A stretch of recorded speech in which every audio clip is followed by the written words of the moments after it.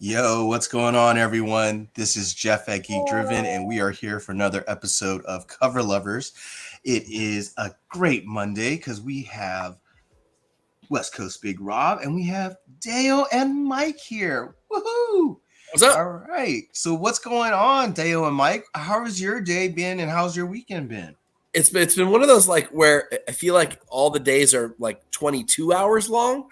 And I've been rushing and jamming in the extra 2 hours worth of stuff into every day. Like I got here in this, I got my ass in this seat like 5 minutes before time today. So it's just been one of those days, which is great because now I get to relax and chill and chat with you fools about some covers and be with my little man here. And it's the best. You know, I dread my Mondays all the way through Monday until I get home for this. So that's awesome. Great way to end my shit Mondays. Oh crap! I didn't give enough time for swearing. Oh man, you're okay, sir. We'll deal with it if it comes our way. But yikes! Sorry. I don't think you said the big word, so I think we're okay. Okay, good.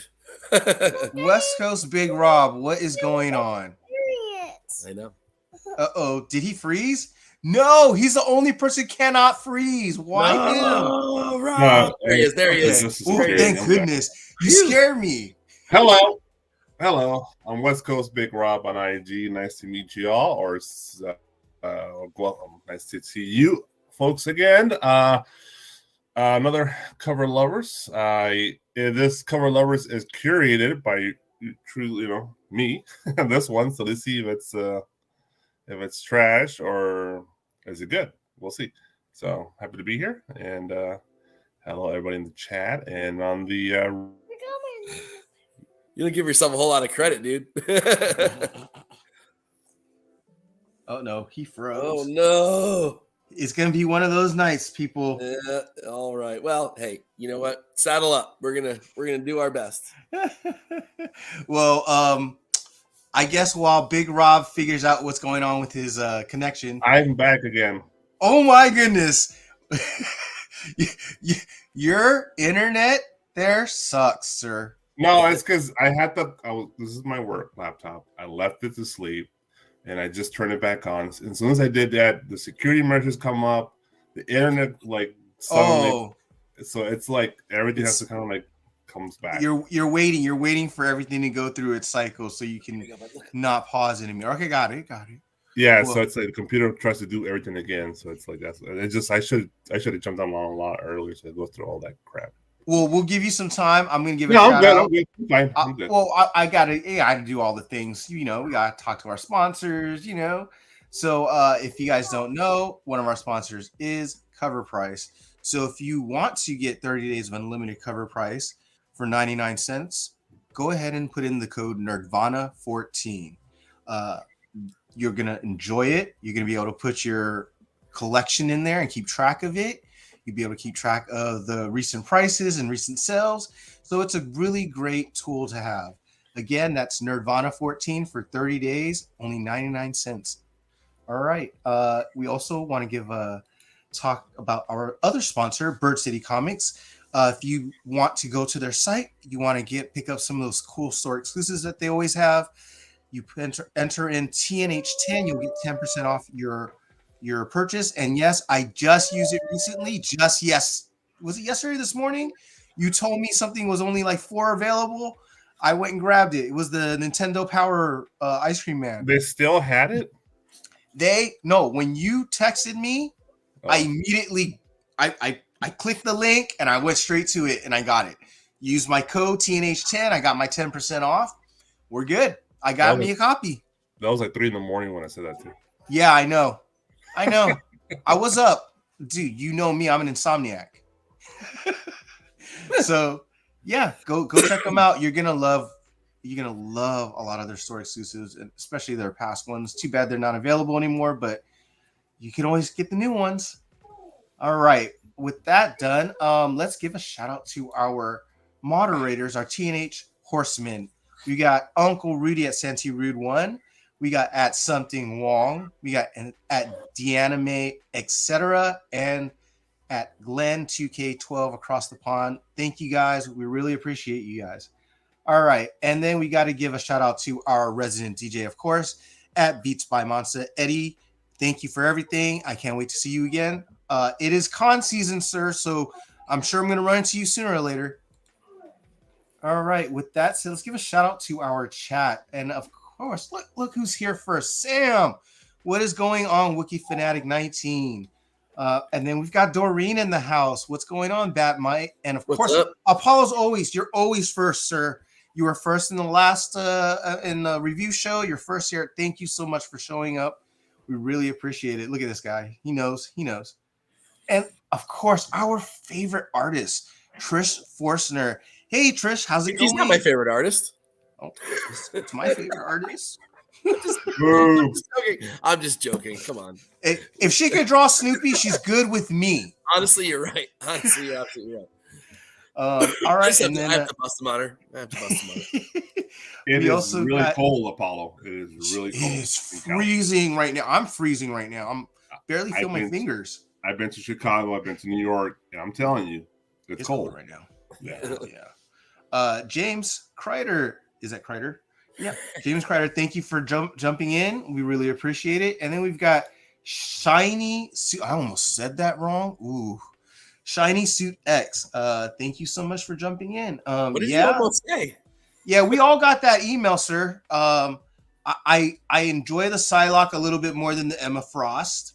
That's just my opinion. Stay tuned, Shiny X. You might see that today. All right. And of course, we got Still Chillin'. What's going on, Still Chillin'? Thank you for dropping in. And with that said, are you ready, Big Rob? Yeah, I'm ready. All right, let's do it. All right, let's move this over here. Yeah, no kidding. Oh, okay. So I don't know if I froze when I was saying this, but I put this one together. I usually don't. It's usually Alonzo who does. I think he's done 99% of them. I think Jeff, you've done 1 or 2. This is my first one I think I've done. So hopefully it's okay. I am delighted to see this. I can't wait to see what you curated for us. I want to see how you do it too. I can't wait, Big Rob. All right. And we'll start with a DC. From Ricardo Lopez Ortiz, this is Blue Beetle graduation date number 4, the 1 in 25. I'll start with Jeff on this one. I've never heard of this guy. We're off to a better start. I really have never heard of this guy. A 1 in 25. This okay, I'm going to be honest. This looks like a B cover to me. A stock cover, and not even maybe that great of it. Actually, but the background and everything, other than Blue Beetle itself, it gives me that. Man, we were just talking about this. That Peanuts vibe, that animation kind of vibe. I was gonna say my shot when I'll let you finish, but remove the Blue Beetle. Yeah, it's all right. It's not bad. Yeah, the Blue Beetle is. That's a stylized Blue Beetle that I'm not okay with. So I would pass on this. Mike, this is not good. It's not good. I do like elements of the background and the environment. That's actually really cool. And then Blue Beetle just completely destroys it. There's no way in any that this should be a incentive cover and an incentive cover. It is barely a passable A cover. It looks like a B cover because, of course, it's got the minimal trade dress, but otherwise, it's just this is bad. There's so many better A covers this week. I don't know why anyone would spend money on this ever. This is not the Blue Beetle you want. No, definitely not. I mean, I don't know what the A cover looks like for this book or the B cover. I can't remember. I don't remember it being awesome either. But I guarantee you, I would like the Blue Beetle on A cover and B cover and not seen it yet. It can't be worse than this. No, that's for sure. So yeah, no, this is a hard pass. I'll be honest. Yeah, the Blue Beetle, it's hard. It's difficult. It's very splat. I don't know. It's crazy, melty, watery vibe to him. I don't like the Blue Beetle itself, but everything else, I love the ambiance. I love the moon, the light flare, the J.J. Abrams, lens flares. Oh, yeah, lens flare. Yeah. The blue clouds, everything about it, but the Blue Beetle, and that's what breaks my heart because it's the Blue Beetle book. I would have allowed him to keep the whole background and just done like a little Blue Beetle on one of the cactuses, like actual little. There we Blue go. Beetle. That would have been cool. Yeah. I agree. Less is more. Kept it minimal.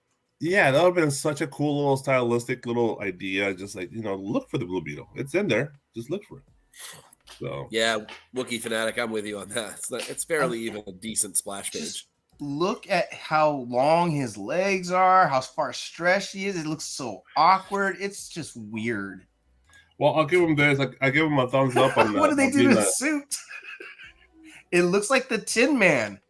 At least he's a Dragon Ball Z fan. He had the Scouter on. So, all right, let's get away from this. And my lovely wife, probably my Starbucks. All right, I'm off. Oh, you lucky dog. Nice. Yeah, she's got from work, so yay! Hi, all Leslie. Right, this is the back of that. All right, they got DC Horror presents Sergeant Rock versus the Army of the Dead, number 1 in 25. As 1 in 25. This is an issue 6. I'm sorry, of 6 from Elizabeth Torque or Torque. I'm not sure how you pronounce her last name, but Mike. I don't mind this cover, but again, I have a hard time not comparing these incentives to the A and B covers and wondering why anyone would pay for these when, in this particular case, the B cover blows this away. I assume it's Francavilla. Again, I don't remember right off the top of my head, but those Francavilla B covers have smoked the incentives basically every time. And it's no exception here, although I do like this cover. So it's not a terrible cover, but I like the perspective of it. The zombies, I assume that's what are those? Oh man, I can't remember from the old days, the old war comics. The dead soldiers, the zombie soldiers. There's a name for them. I can't remember, but it's a cool concept. I like the light from behind. I'm sort of a sucker for that. The concept is good. The execution is good. I like Torque's work. In general, but I still love the B cover way more. So this would also be a pass for me, but it's a good cover. Good, not great. Yeah. It's this would be okay. So I always talk down on DC incentives. At least this would be at that teetering spot for me that it might deserve a ratio, but kind of what Mike said, if you have a better A or B cover or C cover than your ratio, what's the point at that point? Yep. There's no incentive. It's called an incentive for a reason.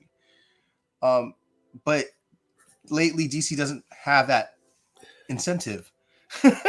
So this is okay. This passed for me too. It's not the greatest, but I do like it. I do like, especially the gentleman right in the middle. I like the you're like you said, the perspective, the lighting behind. She did it right. I especially love like you see the planes coming over the top. I dig all of that. The embers in the air or maybe firefighting. So that's cool. I can dig all of that. The zombies are whatevers. They're not bad. They're just they don't really add to the cover, but they certainly don't take away from it. Yeah, they don't take away. So it does add some framing, though. It gives some depth to the cover to have them in the foreground. That it pushes Sergeant Rock back a little bit, gives a little bit more depth. So that gives a reason for the angle, right? So right. I can understand that, and I would say if you're a DC horror fan, then yeah, sure, why not? This is not a bad, and it'd probably be not easy to get anyways. Who's ordering 25 copies of Sergeant Rock? And they're not $25. They're under 25 on Midtown. So yeah, I wouldn't assume. Yeah, but if you just dig the story arc, then the Frankavilla covers, which are all the B covers, are way better. It's to me, it's another one like Blue Beetle. Just remove the actual central figure and just have the ambiance of the lighting, the planes, the dead Nazi zombies on the foreground. I would have preferred that to the actual U.S. GI soldier in the middle. I just remove that and just have the ambiance and just the dead Nazi zombies there.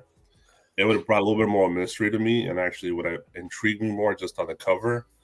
But yeah, I just don't. In general, it's not. It's okay, just kind of generic, but I love the lighting, and I do like the dead Nazi zombies in the front. Yeah, those bombers in the background are pretty dope, though. I'm not gonna lie, that's a really cool touch. And the flak coming from whatever that's coming from, anti-aircraft probably.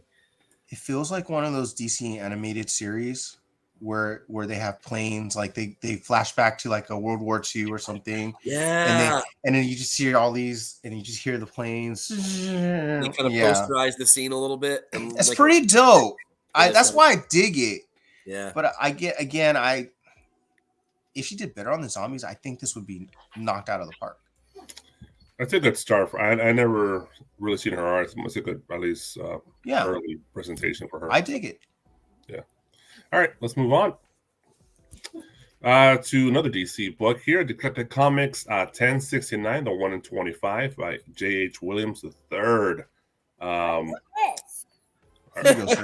go, sir. Tell me, Mike, what is this? I love it. So I assume this is the foil of the B cover. There's a J.H. Williams full color foil of this, which actually pops a lot better because the reds are a lot deeper. And I've seen it in person. It actually looks really good. And it really sets off the contrast really nicely. This doesn't seem to. So this is kind of a fail. I mean, come on, DC. Not every image can be foil. It doesn't work every time. So I think this is a misstep to make this a foil. They should have just kept this cover back. Is it a foil? So the 1 in 25 is a foil? It must be because the chat, let me know. It's a B cover. Okay, got it. The B cover is the same image, and it looks way better as the B cover. So or is because what I think they do sometimes is they make one a B cover, then they do a virgin or minimal trade dress, and then they make a foil. The colors are like also a 1 in 50 50 too. It's all muted, so that's why I assumed it was a foil because the whole thing is muted from what the B cover looks like. I can look that up. I'm not really positive. But I thought it was just like a black and white, and the red is just there. Maybe it's like a color splash version. Either way, it's a fail in comparison to the B cover version of this image, which of course is minimal trade dress. Also, is basically a virgin again. So I don't know. Yet again, I don't know why anyone would pay a premium for this when you could get the same cover that actually looks better in the B cover version for what, $6, $5? It is foil, Sam says. Sam says foil. Yeah, right. They're basically doing everything as foils now at the 1 in 25 or 1 in 50 level, which is lame because they suck. They almost always ruin the image. Almost every time they wash it out, it doesn't look good. They killed the jock covers. A lot of them. It washed out all the little shading details that he had. And this is the same way. All the shadow and light that plays on this cover, on the B cover, are completely washed away. And it's a shame because it's a really cool image. It's really well done. It's a 1 in 100 foil. There's another cover for a 1 in 25. Do you have the right covers? So maybe this is a gray. Well, maybe this is a grayscale version of it. Let's they were selling it for $25 on Midtown. So it must be, yeah. Yeah, this is some sort of an incentive. Let's check it out. Yeah, I based all my stuff off Midtown, and I looked at the prices. I'm like, okay, I'm assuming this is the ratio. If my ratios are wrong, chat, correct me. Let me know. Let's see. Art wise, for me, this is good. I like it. This is one of Williams's better Batman covers in the sense of like the style, the perspective is I think it's almost feels a little weird, but it doesn't take away. There's nothing that takes away from the perspective. So I dig it just for the craziness of it. But no, this is a foil, 1 in 25 foil. But because it's a foil, I have to pass. And actually, the Detective Comics logo on the B cover is really cool looking. Okay, So check it out. Give yourself a second and go over this. And I always say it, if there's a cheaper cover that has the same cover, I'm going with the cheaper cover. It's $27 on Midtown right now, and it looks better anyway. I mean, the B cover looks better anyway. It'd be different if this looked better, but it just doesn't. It just doesn't work.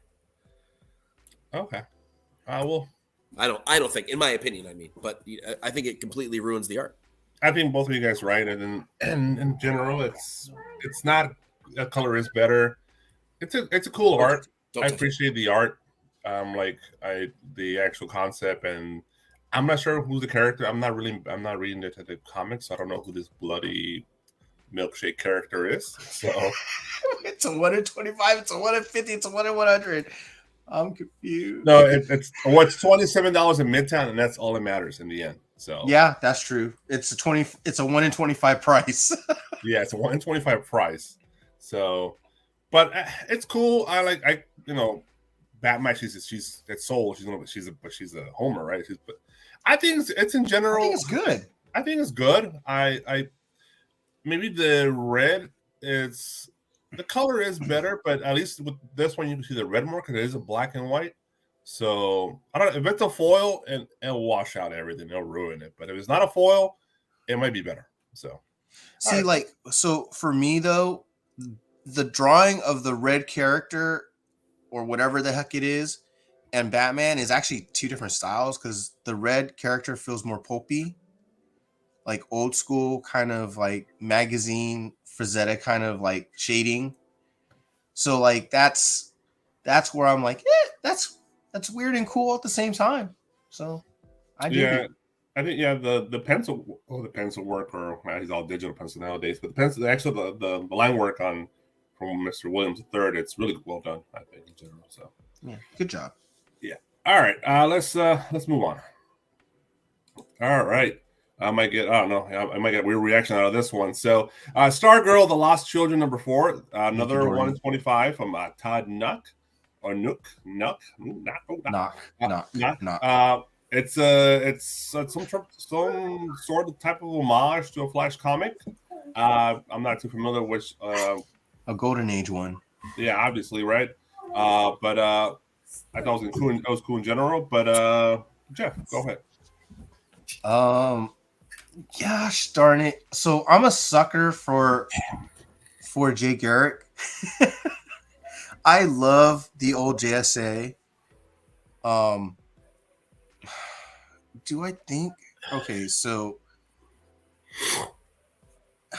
it feels off too though. Jay Garrick looks a little off the arms.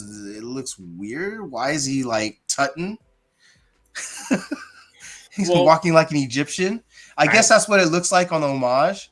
Yeah, it looks like the art is not always the greatest, right? In Golden Age, so yeah. See, this is what I don't. Okay, so this is gonna be weird that I say this because it's probably based on each comic, but I don't like it when you dumb down your pencil work and your art to the old school of drawing. Like I don't want it like I don't want it exactly like it. Like put your flavor on it too, because that's what an homage is. Just your flavor on an old cover, right? So I feel like it's too much like the old cover. And it's $13.50 on Midtown, so they initially had it $15. So it might be a 1 in 25. So it might be. I don't think it's a 1 in 10. So it has to be a 1 in 25. So yeah, it's probably a 1 in 25, and the reason why it's cheap is because not everyone's looking for this, and yeah. Stargirl, The Lost Children 4. Who's thinking of Stargirl, The Lost Children 4 in a Flash comic? So this is Flash Comics 10, by the way, from 1940. Oh yeah, that's on top. And it's a dead like he basically traced it. He copied it, right? He did. Okay. He just added Stargirl in and some extra text. The fastest girl alive. So that makes me upset because I don't want an exact copy. It's pretty damn close to being like a redraw, basically. It's basically a tracing. Yeah. So as much as I'm a sucker for Jay Garrick, unless I'm getting this for cover price, I'm passing. I really like the concept too. I love the look of Golden Age comics, and I love it when they bring it into the modern age. And I was gonna say on first glance before I saw the Flash 10 that, man, knocked it out of the park. It's not a floating head from Knock for once. Yay. But then I realized that it's basically just a tracing, and I'm like, man, you just went right back to my bottom bin. Like that's crappy. Like I'm almost convinced that parts of his body and the girl and all the water are almost like photocopied. Like they're that close. That's what I was like. The whole right side felt like it was just copied. And then Stargirl in there, the style doesn't match. Like you can tell that Knock drew her, and then she's a little off from the line work on the rest of the cover. So I don't know. That's bad. I don't like that at all. It's almost like that's like copyright theft infringement kind of shit. And I don't know. So I liked it at first. I really did, because I like the concept and I like the overall look of it. But I certainly don't like it if it's literally just a trace cover. That sucks. Especially as an incentive. Like if they're doing it like they did the Harleys, where those were kind of like, they kind of stuck her in place of another character for those like 4 or 5 issues. I don't remember what numbers those were, but those were kind of cool. But this doesn't do the same thing. Nah, I feel y'all know what you guys are saying. I do like it, but it does feel like he literally just took the cover and just put Starker on top. Yeah. It's what it feels like. I think it's exactly what he did. Yeah. Because the Stargirl art looks new. The rest of the other art looks a little different. Like somebody else drew it. Agreed. Yep. So I'm going to be upset if I find out he did swipe the cover and just put her on there and drew only her. DC owns the art, right? So that's what I'm saying. I'm like, that's lazy as hell.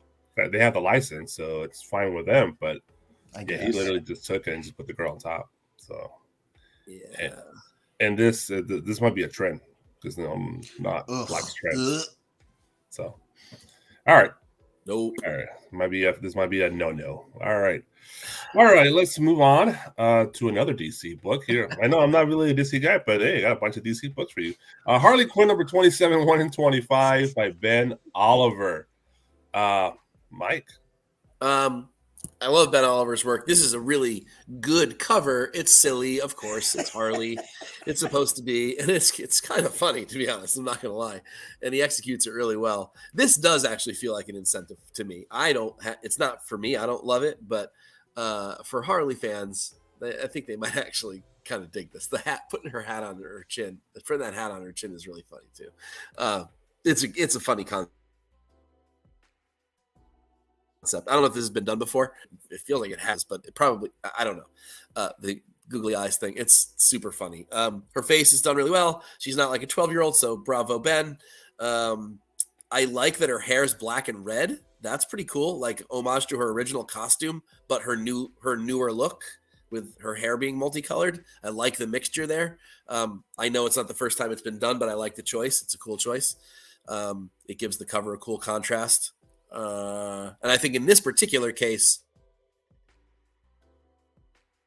the plain white background is all you putting stuff back there. I think you start to muddle the cover. So this is a cool piece. I like this. It's not for me. I wouldn't buy it, but as far as the art goes, I think it's well done. Jeff. Yeah, it gives me that Mad Magazine vibe. Yeah, nice. So I kind of dig it. Like at first I was like, what is wrong with this picture? Oh, but it's so drawn well. Like the details, the lines. I really dig her hand and and her like the facial like lines on her, like all the divots and stuff like that, like looks awesome.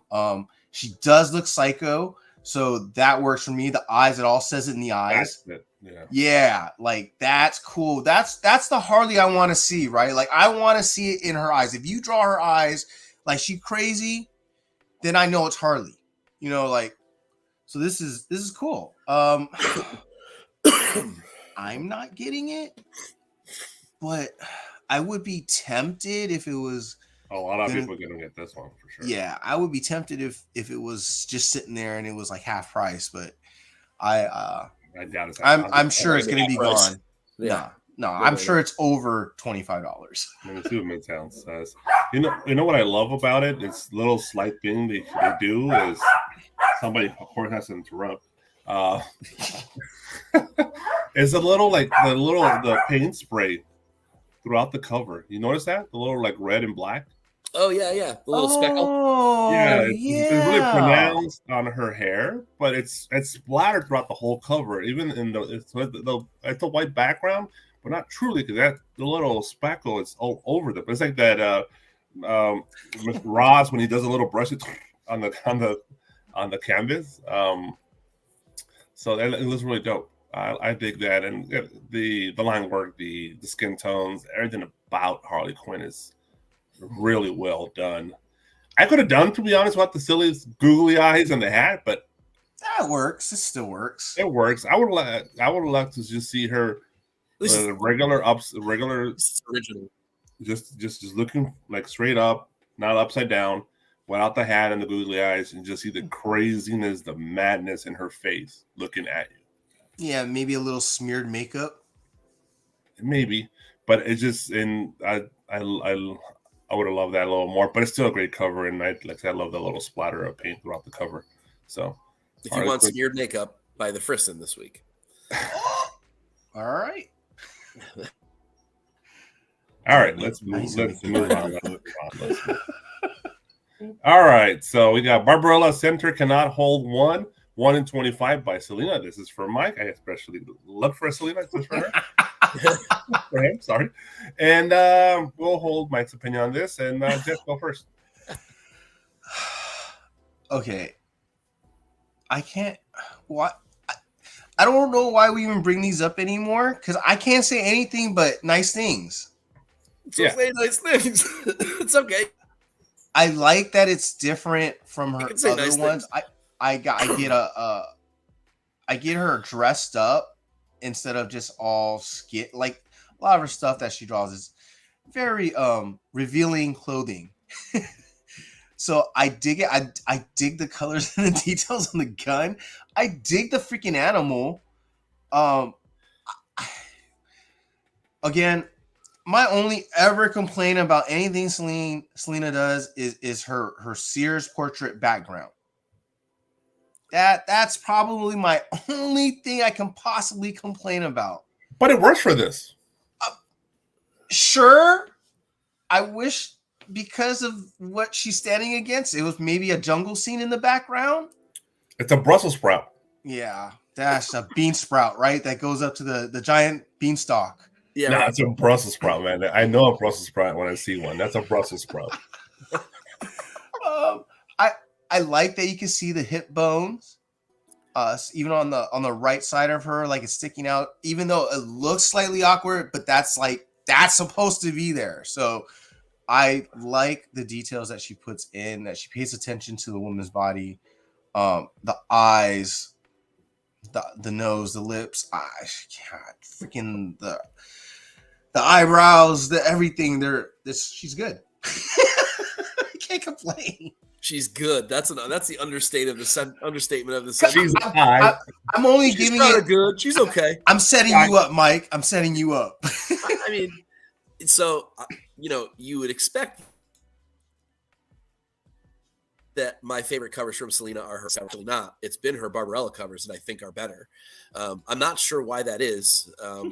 She's just chosen a model in her head that maybe I like better. I don't really know if it's a real human or not. I hope for the world's sake it is. I think so. But The palette is very different on this one than in her previous covers. There's a brightness to this palette that's strange for Selena, and I like the departure. It, as a result, isn't my favorite cover of hers because it's a little shocking to me. But man, I mean, come on, this is what does Trish Forstner say? This is like sorcery. I mean, to get something like this down on a piece of paper is fucking mind blowing. Like, how do you even do this and then do 4 or 5 of them a month is crazy to me. Like, I don't know how there's enough time in a month to do that. So maybe that's why we just get the Sears backgrounds, because Okay. Hey, Mike, how could you possibly get anything in there? It's gorgeous I'm work. sorry. I'm sorry, say again. Do you agree on this right here? That she's very similar to Shikari? I don't know that artist. Who's Shikari? Yeah, I don't think I'm familiar with that artist. I'll have to check that out. I don't really know. But I'm interested in checking it out. That's for sure. But again, like I said, her Barbarella covers are my favorites. Again, maybe it's the subject matter, maybe it's the blonde thing, the red suit. I don't know what it is exactly, but while this isn't my favorite of hers, this still blows basically everything away. Now that said, there is a B cover of this week. So again, probably won't buy the version of it. Would just buy the B cover and be perfectly happy with the image. They placed the trade dress in a pretty good place, if I remember right. So I mean, with the Sears background, you can put the trade dress anywhere. Exactly. So I'll probably pass on the incentive version, although 1 in 25 from Dynamite will likely be a $10 book. So if I see it on the rack, I might buy it, but I'm certainly not going to go out of my way to buy the. I'll just buy the $4 version. But it's come on, it's gorgeous. It's gorgeous work. It's unbelievable. And why is her profile picture? She's so sad. What the hell, Selena? Cheer up. And she's doing all that work. And I can confirm that this is all done by hand. See, I have seen originals. I own 2 of them. There you go. So it's all pastel. All of it. Pencil and pastel on pastel paper. And they're all. I want to see it in person. I want to see the original art. They're all A size. With Dynamite, Dynamite hold the standards a lot higher up, and especially like Selena, because there's so many great covers in Dynamite with Barbarella and Sonja. Yeah, I was like, you can only pick a few because it's otherwise the whole damn show would just be Dynamite. And all the Perillos and all the Coens, those are all real oil paintings. Yeah, so they have some great freaking artists under their belt. Yeah, dude, they got a ton. They have all the sexy women in their characters, and they're not shy to be sexy about it. They don't That's have true. To. They're not owned by Disney. Disney and Warner Brothers is going to put the kibosh on a lot of that. Although we did get the butt covering for Red Sonja a couple of weeks ago. 24 covers, but there's only like 5 pieces of art. There's just like the negative version, the black and white version, the virgin version, 25 covers, but there's only I think 5 pieces of art, maybe 4 pieces. I think it's 4 pieces of art and a cosplay. 24 covers, that's not normal, really. So it's an A+. It's a winner. There's no doubt about it. All right, let's move on. Okay. Oh boy, here he comes. Sonja cover J limited edition. It's just limited edition, right? So it was around $50. So 1 in 50. We saw this last week. We did. These are $50. These are $50 every time. They're not 1 in 50s. They're just to buy the freaking thing for $50 off the Dynamite website. $50 by the Brian McClay imposter. My listener. Copy. That's a shocker. I would never have thought you would have passed on every comic book cover ever. Yes, we did, Doreen. So this is last week. So I'm wrong. We did do it last week. Yeah, so maybe we just passed by. We were trying to figure out where that post went. Remember I said, "Oh, there's something missing." Oh, was it? And she's sitting on it. All the other posts have a piece sticking up, but not the one she's sitting on. All right. So I guess we did. I guess we did this cover already. My apologies. That's why she's smiling. All right. So we'll move on. Smiling at that. It's a reminder. It's available. All right. Let's move on. I really like this one. Radiant Black number 22, the 1 in 10 by Chris Evanhuis. Mike. I like this. I like the travel poster look. I think it's a really cool concept, and it's when it's done well. And this one is done pretty well. It's got the cool layers. You got three or four major layers going on with the colors correctly done. I like it. It's especially at a 1 in 10. I mean, if you're gonna pay $10-ish for it, I think this is a pretty solid cover. And I like them better when they're like Star Trek or something like that, where there's cooler subject matter. So while I don't really care for the subject matter all that much, the cover's executed well, and it's purples, which I'm sure Rob you'll love. So yeah, I'll take this one next, Jeff. I love it because it's LA. I'm a Dodger fan. Ooh, Apollo I'm digs a it. California guy, so this is right up my alley. I love the travel poster homage. I give two shits that is Radiant Black. He could have been off the picture, and I wouldn't care. Agreed. Loved it. Agreed. Yeah, this is I don't know. It's downtown, obviously, because he put, I don't know where a Ferris wheel is in Santa Monica, sir. No, not this close to the city. No, but it's only seeing the skyline. Yeah, but I'm saying like the Ferris wheel from Santa Monica is not this close to the city. No, I don't. If there's I wouldn't know one that's that close enough to the city itself. Yeah, so we'll give Chris a break there. Yeah, I know what he's going for. It's Santa Monica, but I love this. Plus, it's a 1 in 10, so it's gonna be cheap.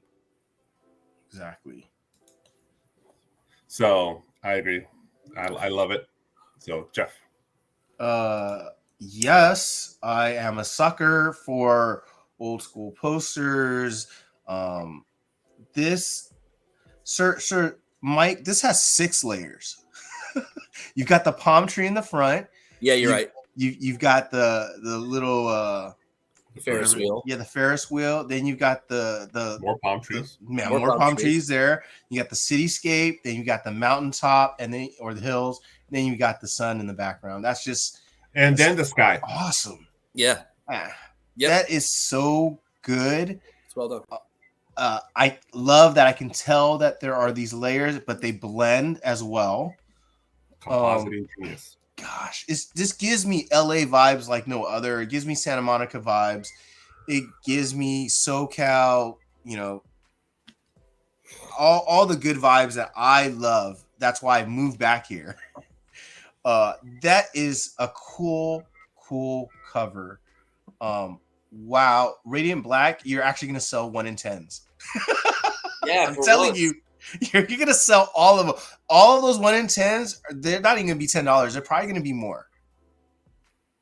So let's check it out. See if they're selling for more. And a Radiant Black 22, I mean, I think it's popular enough to get at least 10, 20 copies per store. So, I think most stores are ordering that. Even my small stores are probably ordering it.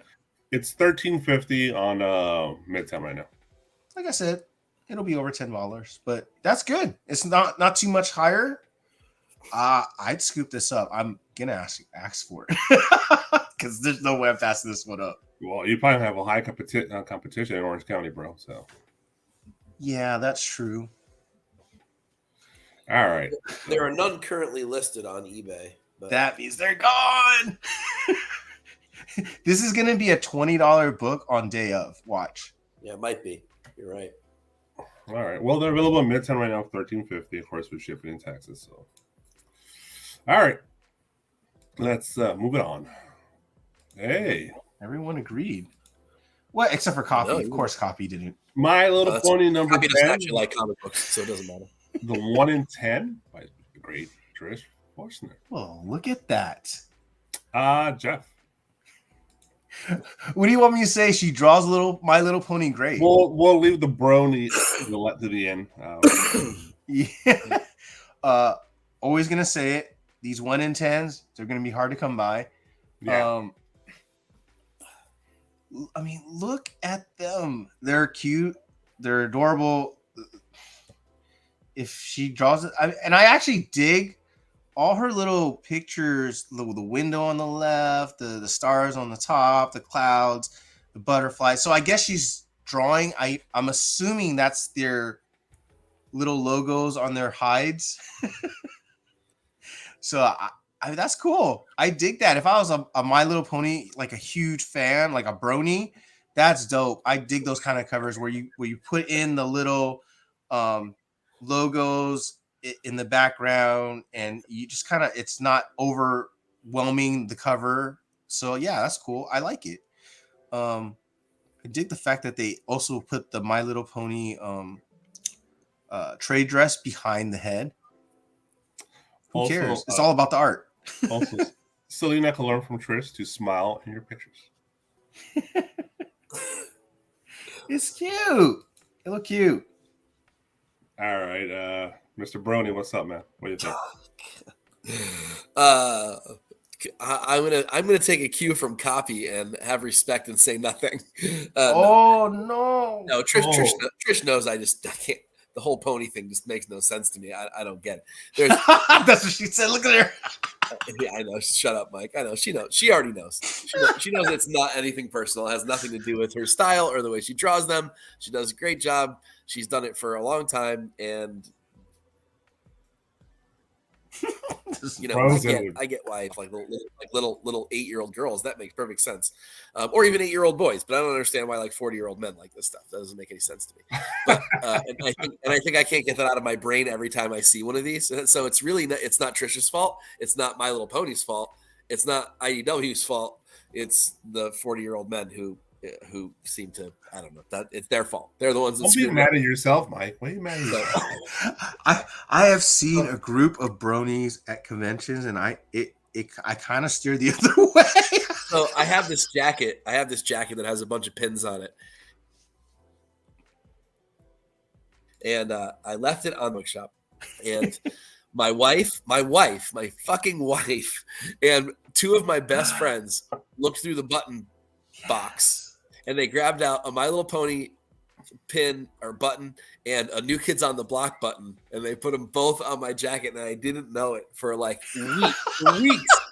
For weeks, I had no idea that they were on there because there's so many pins on this thing, and I never looked at what was new on there. And yeah, they got me really good, and took some pictures of it, and it's bad. Well, the bronies must love Trish. Oh, I'm sure they do because she crushes it. But at the end of the day, it's still Pony, and I just can't do it. I love it, Trish. This is poster material, Mike. This is like a movie it looks like a poster. Yeah, it totally looks like that movie poster. It's perfectly centered. It looks great. And she says all that stuff, all the marks in the background. It's a callback to the previous generations. I thought that was cool. I kind of got it. It was their little logos, right? So 1 in 10. And there'll be a ghost. They'll be here today, gone tomorrow. There'll be a collectible for sure. All right. Let's move on to some Marvel books here. You got Rogue and Gambit #1, the 125 by Sue Orsu. Mike.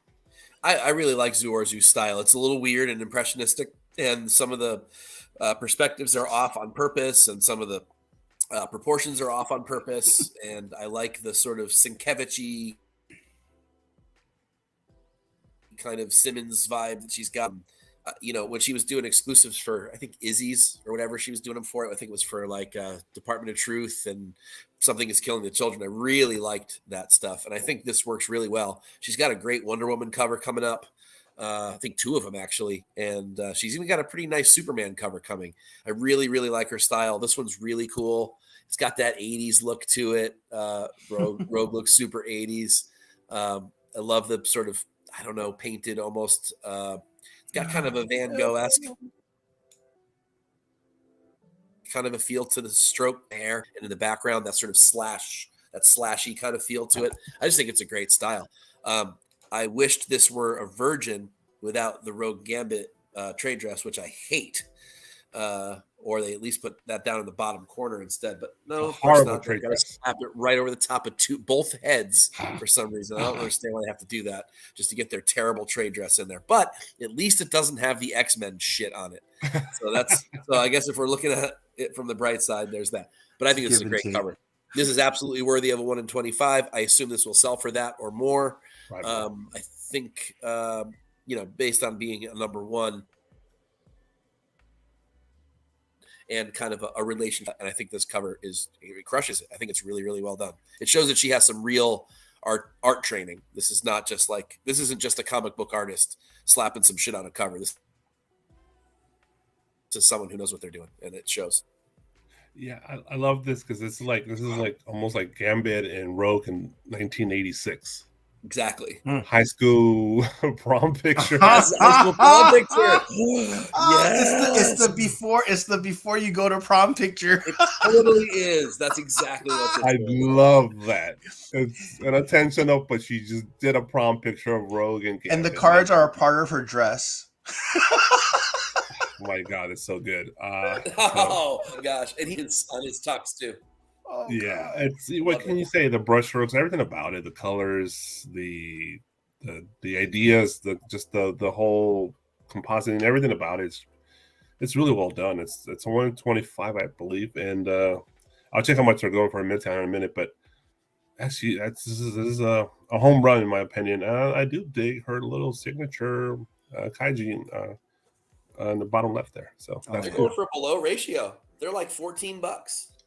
Yeah, I would have guessed that. Well, so I'm not as high on it as you guys are.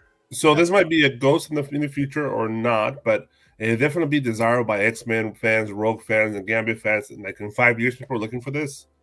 You can see this book be a little more, I believe. But Jeff, the trade dress kills this cover.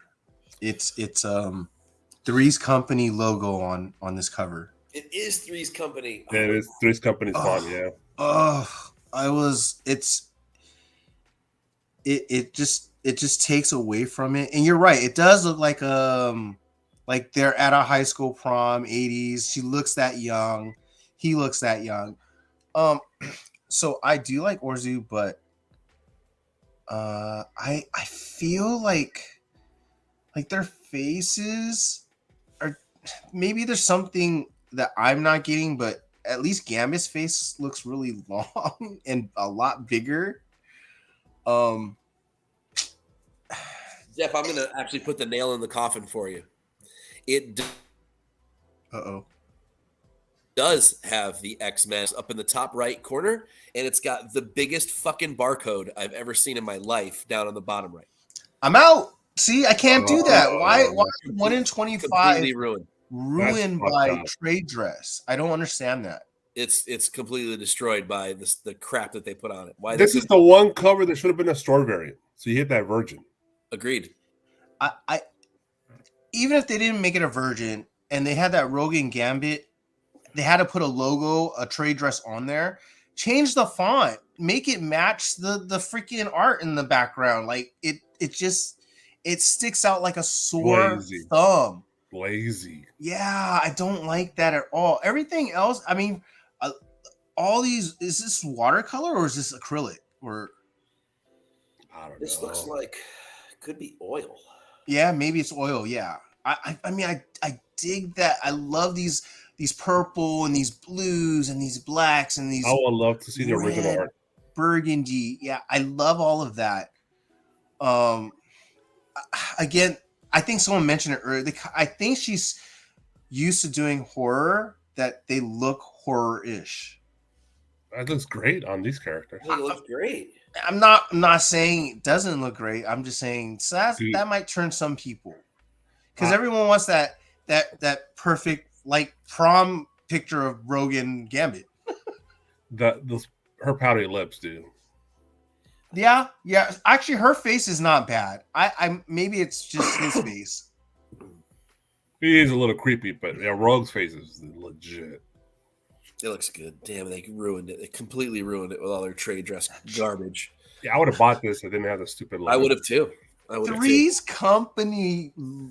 As soon as you say, "Oh, here's a damn stupid song," all I'm seeing is Mr. Rupert. What are you talking about? Oh man, Mr. Furley, bro. All right, let's move on. She does look like Jesse. All right, so let's go move on to another Marvel. Oh, this is a Marvel face-off. Okay. These are also regular covers, but I personally love this character design of Hallows Eve. This is Hallows Eve number 1. This is the 1 in 200 by Stanley Arjun Lau, and the 1 in 300 by Rose Besh. I'm getting the regular ones. I know Mike is not the biggest fan of Besh, so we'll say that towards the end. Yeah, go for it.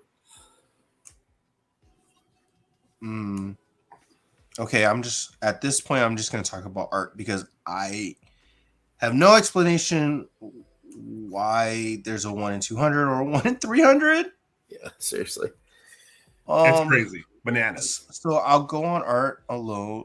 Love Art Germ. Always love Art Germ. This one is cool. I actually dig it. I don't see any real issues with it. So I mean, art's great. The Rose Besh, it's okay. Actually, No, it's not. He said no, he couldn't help himself. He couldn't help himself. I can't even wait. It's so fucking bad. I'm not gonna super praise it, but at least it's a little different from what she's been doing. Like I feel like she's doing more interpretive here than some of the other stuff. I just feel like she just puts her color palette and everything.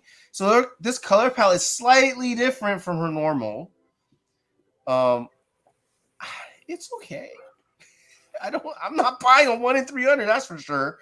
And I honestly don't even know if I would buy it. I'm sure there's a trade dress version. So I probably wouldn't buy it. So these are regular covers as well.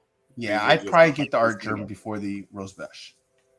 So I'll go before Mike destroys them. But I personally, this is one of my favorite character designs in the last 10 years for Marvel. I love Hallows Eve character design. Art Germ's version of it is really, really good. I think it's just standard Art Germ. He's always A+. He's never going to really give you a shitty cover. There's levels to Art Germ. This is all aesthetics and preferences for folks. It depends on how you like it or not. But I personally love it. I know you guys hate the Besh. I love it. The Fruit Loops, somebody threw Toucan Sam just threw up on the damn cover. I love that. The colors, everything about it, the mask, the crazy neon purples and greens, and I know it's a complete mess, but it's just, it catches my eye. I'm getting both regular covers personally. So, Mike. I really like the Art Germ a lot, and I'm with you both, especially Rob. I love this character design. I think it's one of maybe the only good character designs from Marvel in the last decade. Yeah, and it really is cool. The colors are cool. The design is cool. Her attitude is cool. Everything's cool about that. And I think Art Germ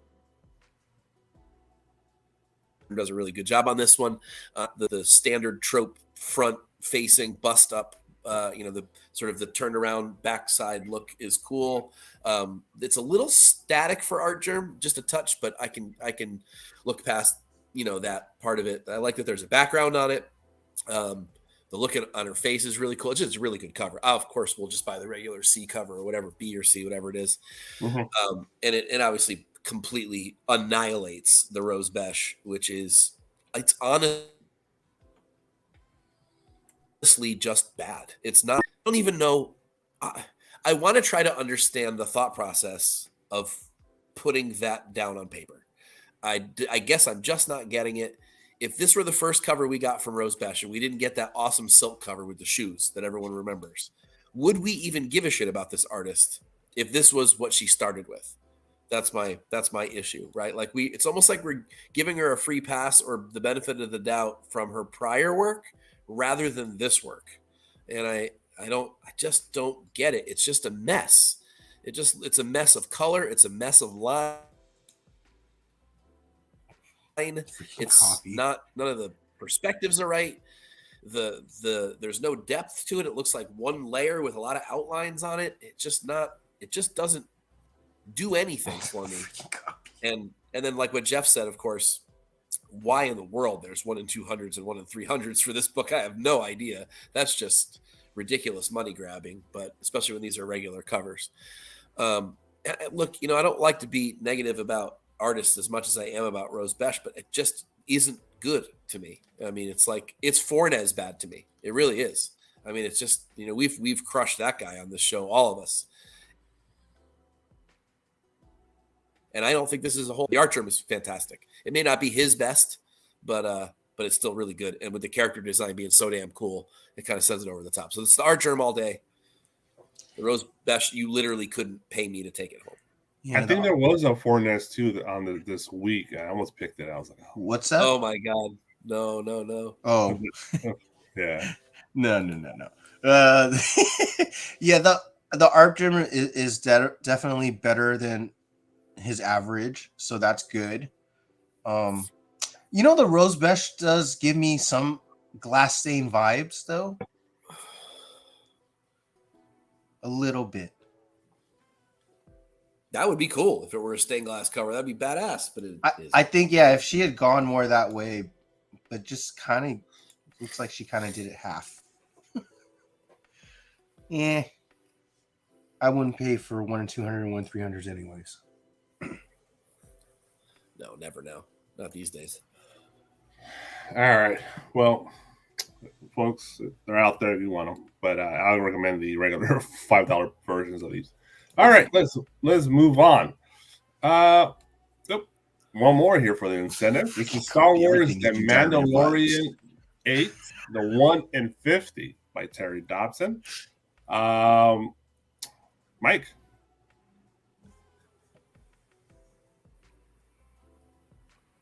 Oh, did we lose Mike? I think. Sorry, no, I'm here. Did you call me? I did freeze for a second. Yeah, you froze. I like this actually. I like that the style is different for Dodson. This is not his typical style, and I think it works really well. This sort of like color splash Mondo poster kind of feel to it. Yes, kind of badass. Not gonna lie, this pops for me. I don't know if it's 1 in 50 level, but I mean, obviously a super popular character. There's no doubt about that's an understatement of the century. And really, really well done cover in a style that is not typical for the artist. I'm kind of all about this one. I don't think I'll find it at all anywhere near me, but since this is really just reprinting the script of the show, my stores aren't ordering a ton of these, maybe 20, 25 copies, but certainly not 50. So I probably won't see this, which is kind of a shame because I actually wouldn't mind having this cover. Is this the last issue? It might be, Charlie. Yeah, because if they did the first season as 1 issue per episode, then yeah, this should be the last one. Yeah, because if this is the last issue, this is definitely going to be a ghost. The last issue we run is always the ghost, and the 1 in 50. Yeah, this might be hard to find in the future. I'm agreeing with you. I agree with you, Mike. I like it in general as well. It's very simple, but it's really well done. The shadowing, the lighting, the pencil work. It's a good representation of. I know we have a million Grogu covers at this point, but I still like it. It's totally different for Terry, and this might be a ghost in the future for sure. I think. I'm impressed that he stretched himself artistically and did something different. That's really, really cool to me. Yeah, I like his style in general anyway, but yeah, I like this even better. I'd like to see more like this from him. Yeah, I mean, I absolutely agree with you guys in the sense of this is definitely gives me Mondo poster vibes for sure. The shading, the coloring, it's cool. I like it. Like you said, I would have never guessed this was a Dotson at all. Never would have guessed. Nope. So that gives me hope that maybe we'll see more different styles from him and get some different covers from Dotson. I'm not mad at this. Go drink. I think 1 in 50 for the last issue of basically a reprinting of an episode. That is nuts to me. Doesn't every issue have 1 in 50? Yeah, but that's the other thing. Like, it's always been nuts to me that any of these got 1 in 50s after maybe issue 2 or 3. Star Wars, Mandalorian. It is Star Wars. It's a Mandalorian. It's Grogu. It's all of that. So I don't know if this is going to be as rare as you might think it will be.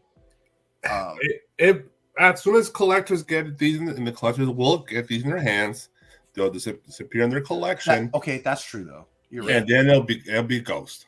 You're right. You're right. You're right. Okay, it'll be Ghost because no one's gonna let go of them. There's Yeah, 11. right. There's 11 available on eBay, and the cheapest ones are 67 shipped at the moment.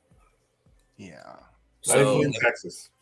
I think you can expect this will be $100 book by the end of the week once they dry up. Yeah, Star Wars guys are crazy because they have to have it all anyways. For the most part, Rob.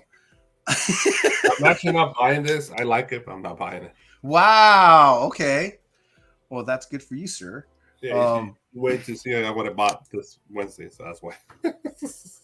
Yeah, I mean, I wouldn't get it personally. I like it. It's just I'm not paying $70 for this off the bat. Nah. I mean, when they actually release on Wednesday, we might see a little bit of a drop at first for stores that want to undercut each other. But I would say, Yeah. you don't get it on Wednesday at an undercut, could be $100 book by next week. Yeah, I agree. I mean, maybe I'll get lucky, and in 3 months, someone will forget that this was a 1 in 50, and just someone just gets rid of it. I'd love to be able to cost $30 or $35 to get one of these. I would do that, but I don't think I'd pay more. I could see this in the top 10s this week. You do. I do. I agree. I agree. And you know why? Because what's happening today? I mean, Wednesday. Totally. Not today. What's happening on Wednesday? The hype on Wednesday. Bro. Perfect drop day. Yeah. Yeah. I mean, I'm not talking about new comic book day. I'm talking about Mandalorian season 3. Right? So, I mean, that's going to give you all the hype already. He's the devil. All right. You're absolutely right, Mike. I think it will be $100 by the end of the week.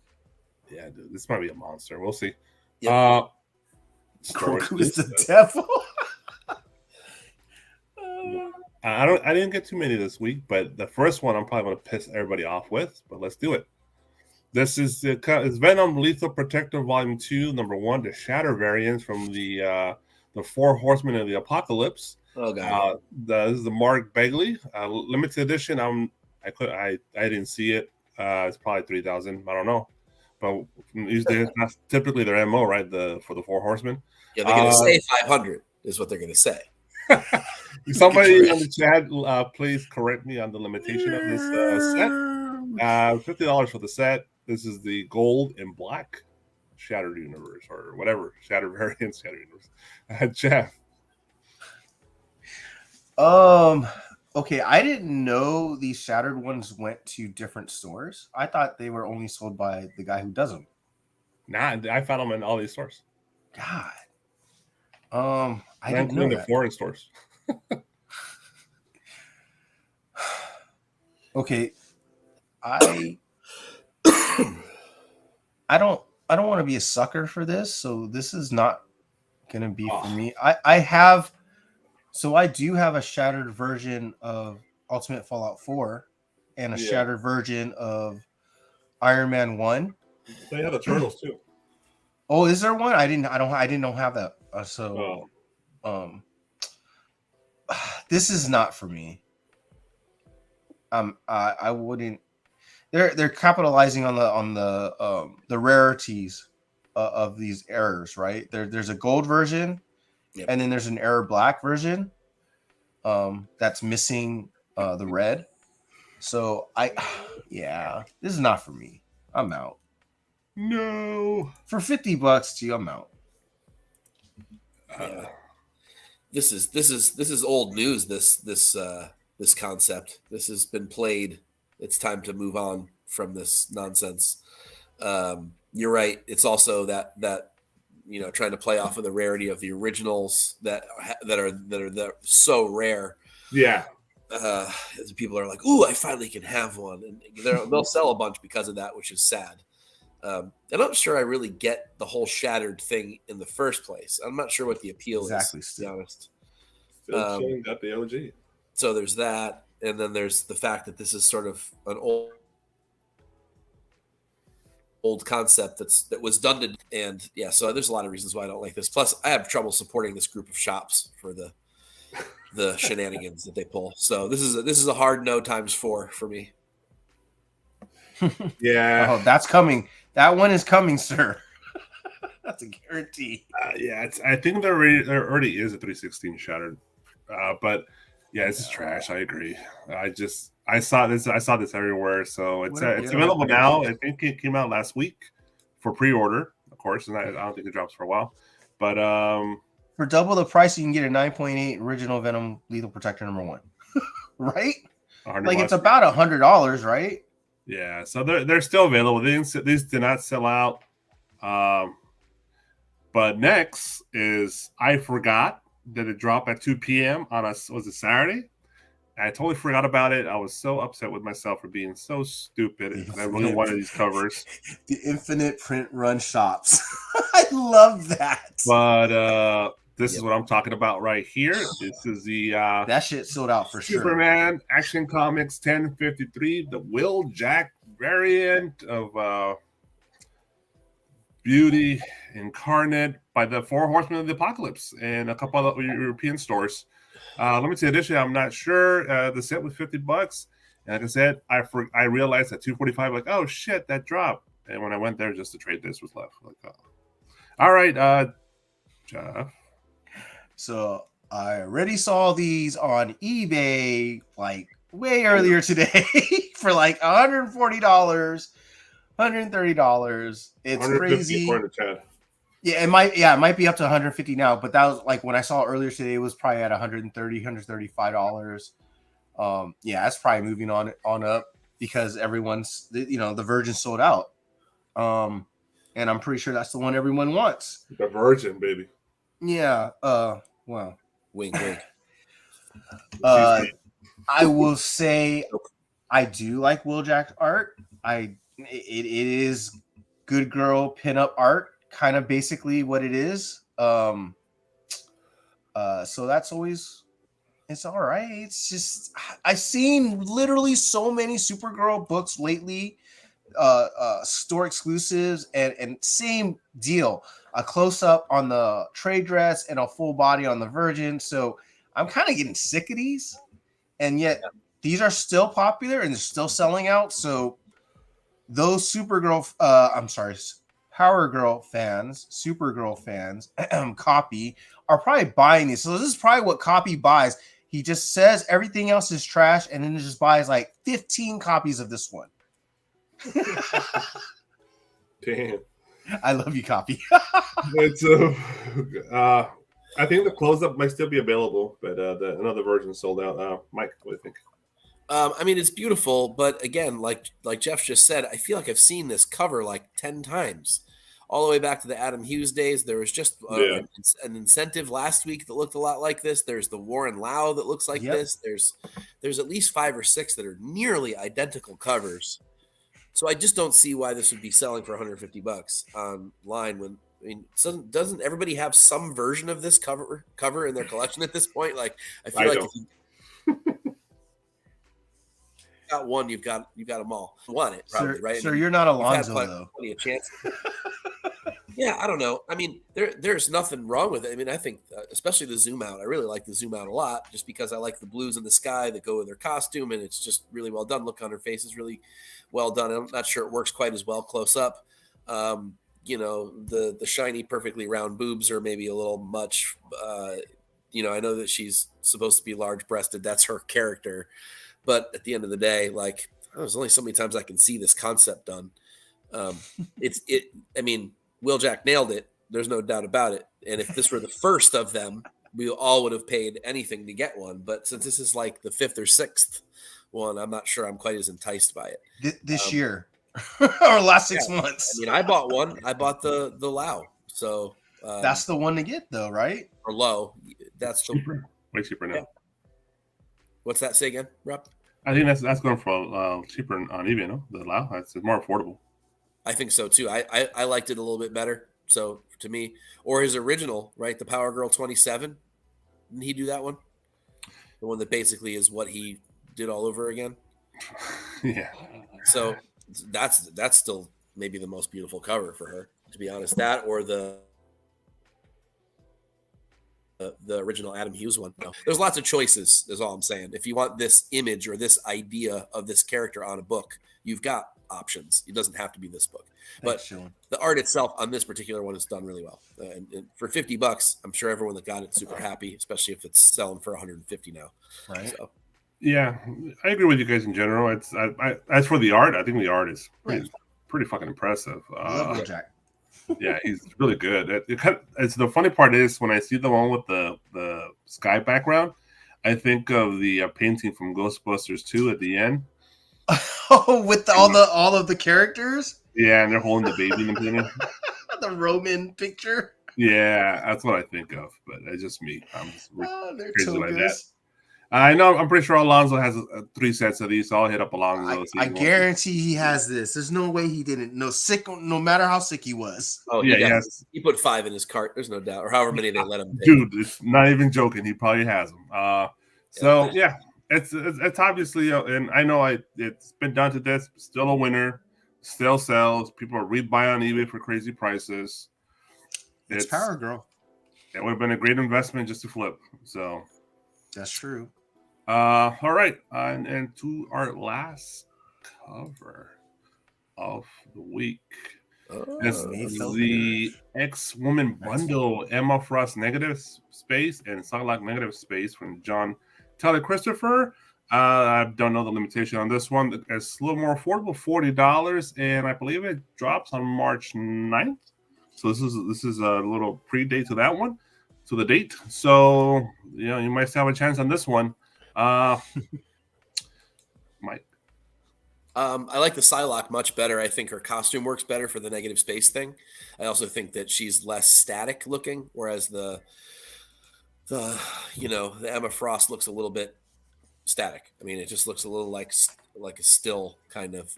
Her costume works okay too. Her costume's weird in this particular instance, and I don't know. The Psylocke's just better. I like the colors of it better. Her costume works better for it. Her face is done better. I just think it's an overall better cover. I'm a little sick of these negative space variants, to be perfectly fair. Like, again, this is a played out concept. Let's move on. But one thing John Tyler Christopher is very good at is continuing a concept for a really fucking long time. I.e. actually beating that dead horse. Yeah, beat that dead horse until it's just a bloody pulp. So he does them well, and some of them are better than others. Was it the Rogue one? There's a Rogue one, I think. Yeah, I like the Rogue one. I have it. Yeah. There's a Vision one recently as well, which looks okay. It's not out yet. Frost is maybe not out yet. Yeah, the Vision's not out, I think. Oh, okay. And the Emma Frost is maybe the worst of them, just because it just looks too static to me. It doesn't look dynamic enough. All right, Jeff. Okay, this is gonna be funny because once I say it, you guys are not gonna be able to see it. Why does Emma Frost look like Giselle? Like one of those, like one of those Victoria's Secret models, right? Like literally looks like perfectly looks like her. You're right. I don't dig the Emma Frost in comparison to the JTC. I mean to the Psylocke. Just the colors alone on Psylocke, the pink, the purple, the red sash, that all enhances this negative space. Like I feel like the Emma Frost, it's just all white. There's these 2 zipper lines and that's it. I don't even know why she even needs a zipper on any of that part. It doesn't look like it's that kind of wear. So like I'm out on the Emma. I'm in on the Psylocke, which is no. They are bundling it, but it's not just a bundle. I thought I only saw a bundle available on the website. I know, but that's only on the website right now. It's not even March, so like they'll change it because he was saying in the email. I read the whole email. Okay. He said they'll sell it individually and they're also bundling. So and you can buy as many as you want within those 48 hours. So yeah, what's that? Made to order then. Yeah, it is made to order. Yeah, I just dig the Psylocke a lot more. And I'm going to be picky on these because these are getting old, because he's done so many, because it's losing its luster. I'm just gonna pick the ones I like, and that's it. And there's barely any that I've liked lately. This and Luke, I think I've liked. Oh, the Luke one was cool. Yeah. And the original Wolverine one's pretty decent. Oh, I wish I had that. I want to go back and get a couple of the older ones. Yeah, like Vader. Oh, so yeah. So I know they've been done to this, but this person personally here, Roberto, totally missed this train. I never really bought any of the negative variants. I think I have two. I have the Spider Woman and the Boba Fett one. I forgot about the Boba Fett one. Yeah, and my biggest failure of all time, comic book wise, was passing by 2 Darth Vader annuals, negative variants, 2 of them for ratio for $25, and I put them back in the box. That's you should slap your old self. 2 at the same time, and I put them back. Like a fucking idiot. Right in the back of the neck. Because they were at that point when I put them back, they were only ratio. They were only one for $25. So you should have got them both. I didn't realize how rare they were. I just didn't realize how rare they were. Now they're like what, $400? Some ridiculous price. Really? And that's raw. That's raw. Not graded, sir. Yeah, and I found 2. I'm a Psylocke guy for sure. I really don't give a shit about Emma Frost, but I think it's affordable. $40. I was just gonna grab them, put them in my box and forget about them. I just see what happens. But I like the Psylocke. It's cool. I always love her character design, the purple hair. I'm a sucker for that. The neons, glow, and the blue is cool. And so I dig it. I don't have 30 of these in my short box, so I'm probably gonna grab them. So that's just me. I forgot I had the Boba Fett and the Scarlet Witch as well. Oh, damn it! Yeah, I just have the Spider Woman. Spider Woman is really good. And guess what? We're done. Yeah. All right. So you can find me on CBSI. That's comicbookinvest.com. Cover Fire is my weekly article about the covers we don't cover in this podcast. So it's the regular A and B covers, no incentives, no store exclusives. This week's a little bit of a weaker week. There are some good covers, but there weren't any that really blew me away. So this week, but there's still some stuff worth checking out. So that drops tomorrow at about 12 o'clock or 11, depending on where you live. And then Cover Tunes, which is my every other week article on just sort of random topics that I just decide I'm into at the moment.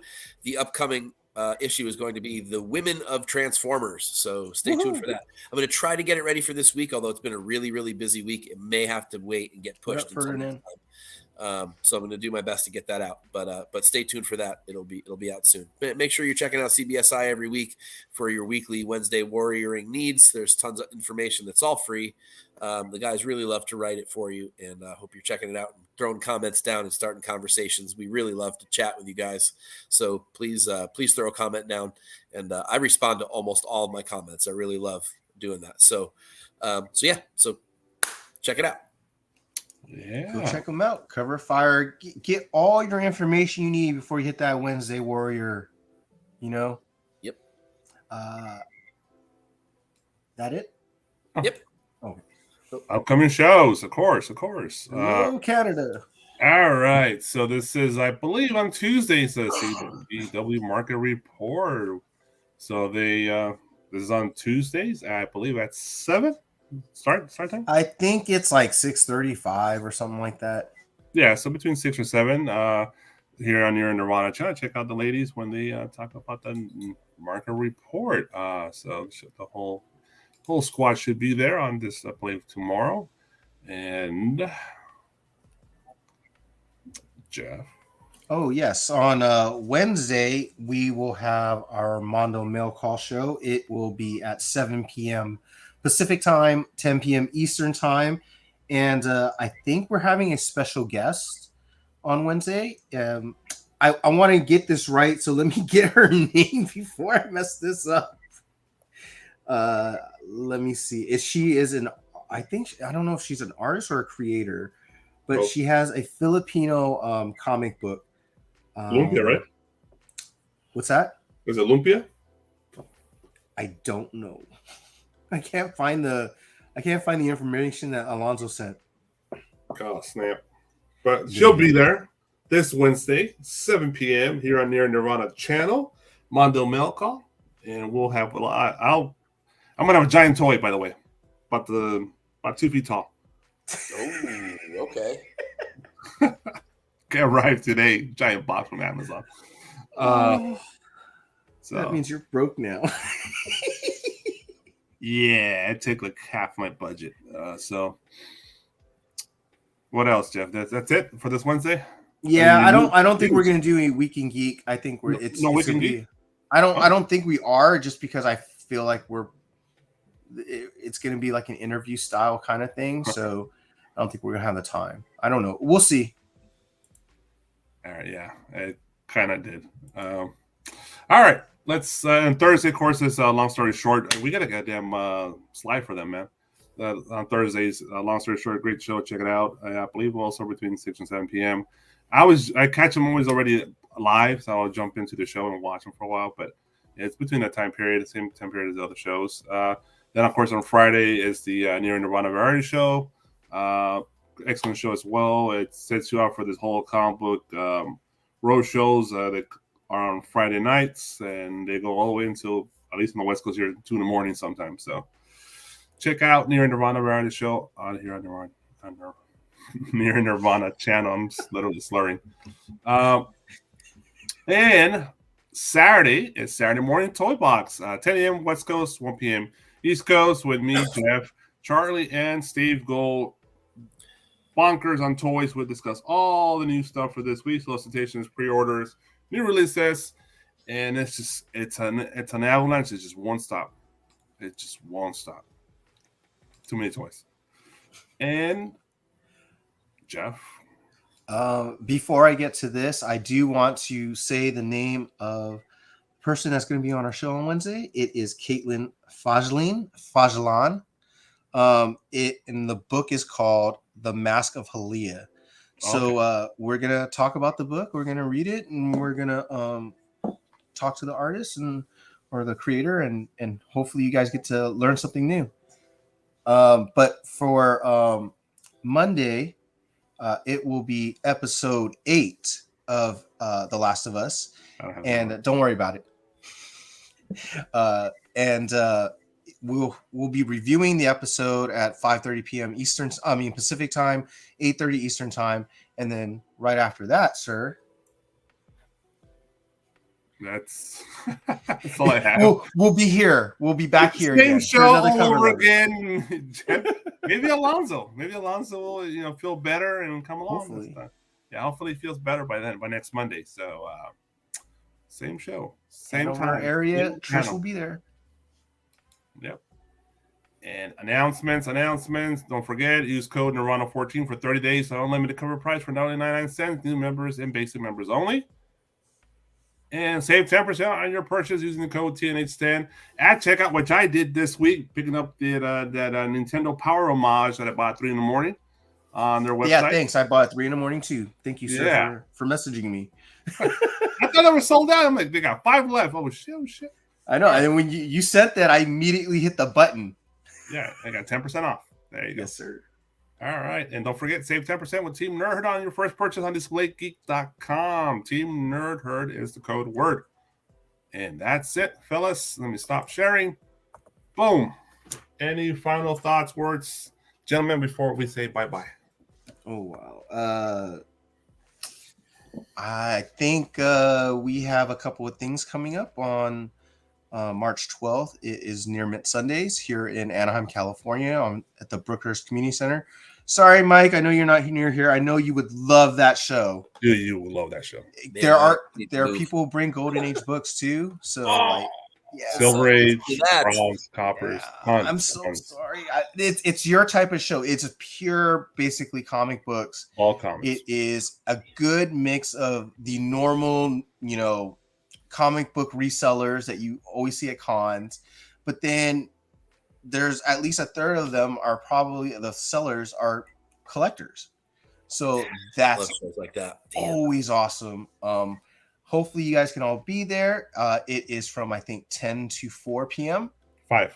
Is it 5? Okay, maybe. 10 to I don't 5. know if I don't know if he changed it or not. Free to get in, free parking, near off the Disney. off the 5 near Disneyland, Angel Stadium, all that. Right in the center of Anaheim. Great, giant community. It's one of the biggest community center I've ever seen in my life. So It's the community center I used to go to when I was like 3 to 5, 6, 7. Nerd. All right. So what else, Jeff? Is that it? I believe so. I can't think of anything right now. I've been through 2 shows, so I'm pretty brain dead at this point. Yeah, it's been a long day. We all worked and shows and all this stuff. So you want to send us off there, Mike? Only one artist was harmed in the making of this podcast. I'm sorry, Rose. But otherwise, if you want to do it right, cover horse for life.